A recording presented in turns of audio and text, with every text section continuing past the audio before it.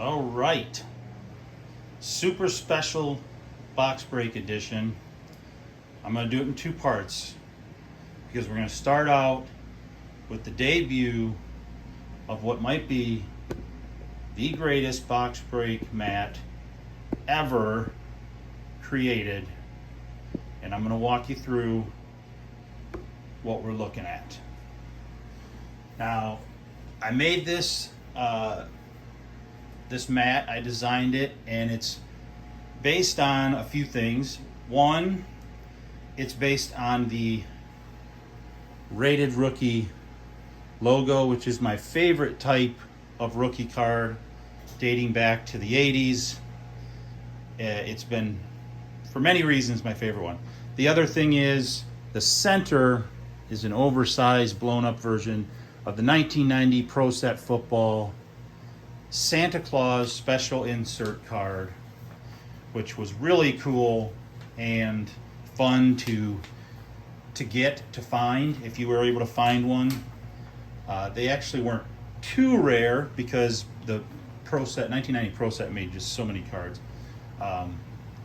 But still, when you found one in a pack, it was like Christmas come early. And now I'm going to walk through some of these amazing players. These were my 10 favorite players. These were the ones that I wanted to collect more than any other ones. And I selected what I feel is their best rookie card, the one I like the most. And I'm going to go in reverse order, and I'm going to start with this gentleman here. That's Mr. Bobby Bonilla. Now, Bobby Bonilla, you might not remember him, but he was a 6-time All-Star. He has a World Series championship, and he was a slugger back in the 80s and 90s. What most people remember, especially Mets fans, remember of Bobby Bonilla is that there is actually a Bobby Bonilla Day for Mets fans on July 1st. And it has to do with the fact that he entered into an agreement with the Mets in 1999 when the Mets were trying to unload him, and they still had like $5 or $6 million on his contract. And the reason they wanted to unload him, but they didn't want to pay the $5 or $6 million, is because they wanted to invest that $5 or $6 million with a personal friend of theirs by the name of Bernie Madoff.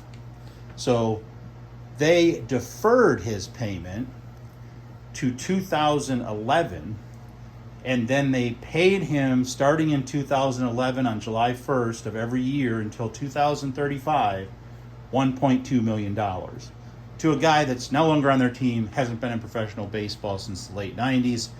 The Mets are still paying him and will continue to pay him until 2035, also that they could invest more money with Bernie Madoff, which they ended up losing, I don't know, about $150 million. I think they got about half of it back in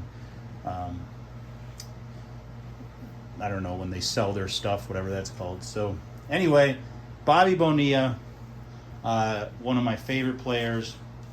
Over on this side, you can't see the name, you can sort of see the player, also a Pirate. That's Mr. Barry Bonds. Everybody knows who Barry Bonds is, even you youngsters. Realize this is pre-steroid Barry Bonds, so he's very thin and gangly. Now, Barry Bonds, by some people's assessment, is considered one of the greatest players ever.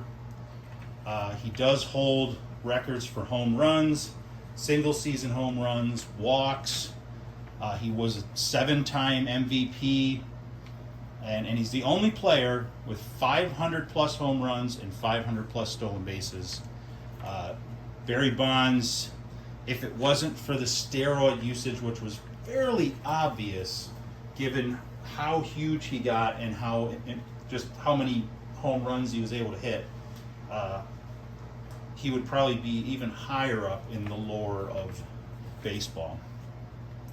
Over here on this side, also in 1987 Topps, that's Will the Thrill Clark.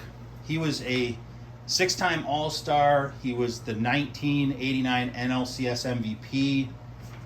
He hit over 303 for his career.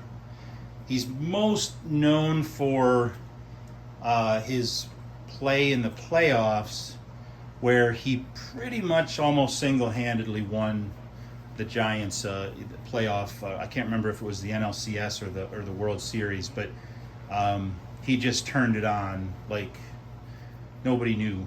But Will Clark, one of my favorite players. This guy over here is probably the least known of the 10. This guy is Mike Greenwell.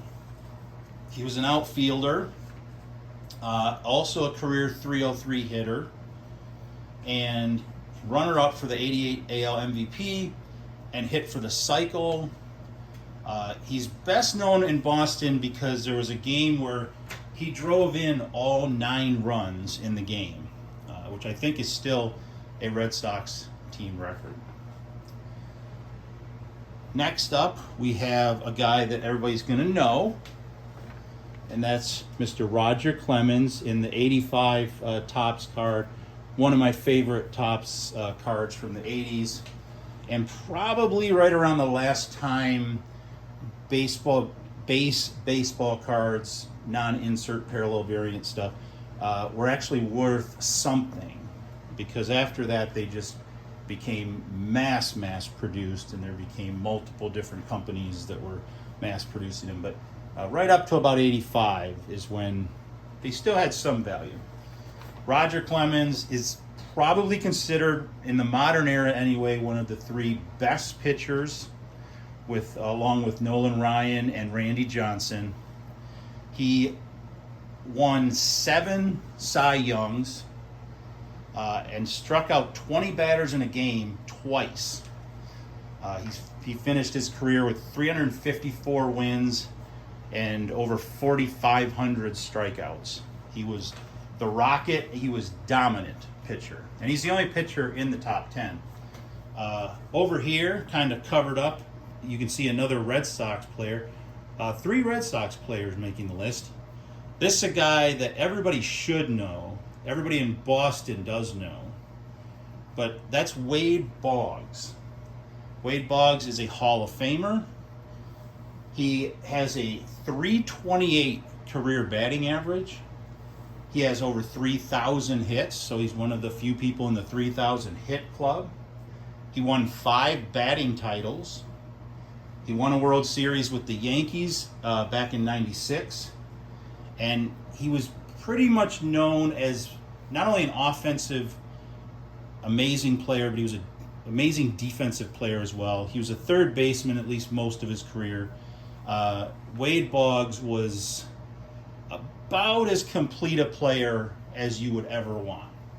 And to hit 328 career average means you're hitting a lot. Not many times Wade Boggs gets up to the plate and goes and sits down. The next guy on the list is this fella here. Again, this is going to be somebody everybody knows. That is Mark McGwire. That's his 84 USA Baseball card. Mark McGwire was the power hitter, debuted in the late 80s with Oakland. He batted with another guy I'm going to talk about in Jose Canseco, and he was just a dominant power hitter his entire career. Eventually he would go on to go to St. Louis. He would be in that 70 home run race back in '98 where him and Sosa were hitting balls every which way. Led the MLB in home runs 5 times.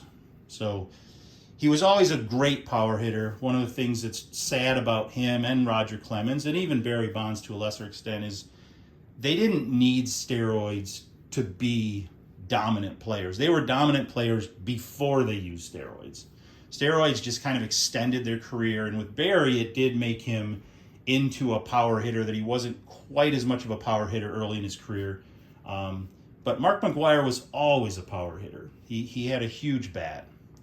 Very exciting guy to watch. Over here, we have a rated rookie. That's Mark Grace. You might not remember him, for you younger folks, but Cubs fans will. Mark Grace, also a career 303 hitter.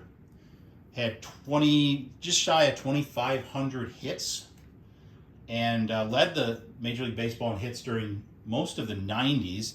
He also was an amazing defensive player with 4 Gold Gloves. And he did finally win a World Series with the Diamondbacks in 2011. Up on the top of that side, you have Mr. Don Mattingly in the very nice 84 Topps card, another design I really like that has the player and the face. And Don Mattingly was the 85 American League MVP. He was a 9-time Gold Glove winner. He was probably equally, if not better, a defensive player as he was an offensive player. But he hit .307 career, so he was also an amazing hitter. And he's considered one of the greatest Yankees of all time, and they retired his number. And so Don Mattingly was about as consistent a hitter. Him and Wade Boggs, you couldn't go wrong. And number 1 on the list, and the guy up here in the top left corner, also with a rated rookie. That's an 86 rated rookie. This is an 88 rated rookie.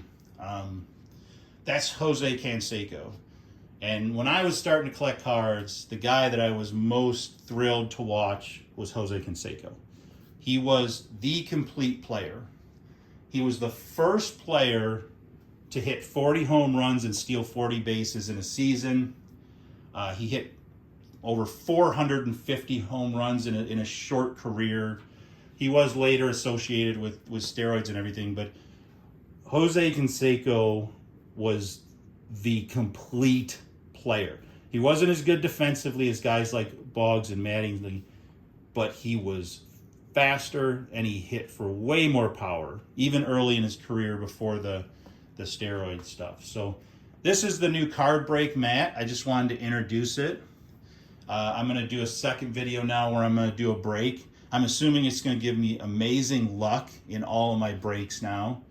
I also fixed up the wall in the back, so that's, I got a little bit of a decent backdrop now. So yeah, that's the new mat, and let me know in the comments if you like it. If you learned something today, if you're a younger kid who learned some baseball history.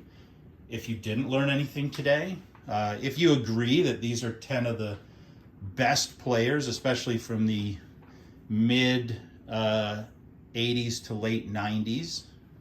I think the next guy that came on the scene that was just like, oh wow, this guy, if I kept my interest in baseball, he definitely would have been climbing into that top 10, would have been A-Rod, because he came on the scene right at the end of this, right when I kind of stopped collecting cards.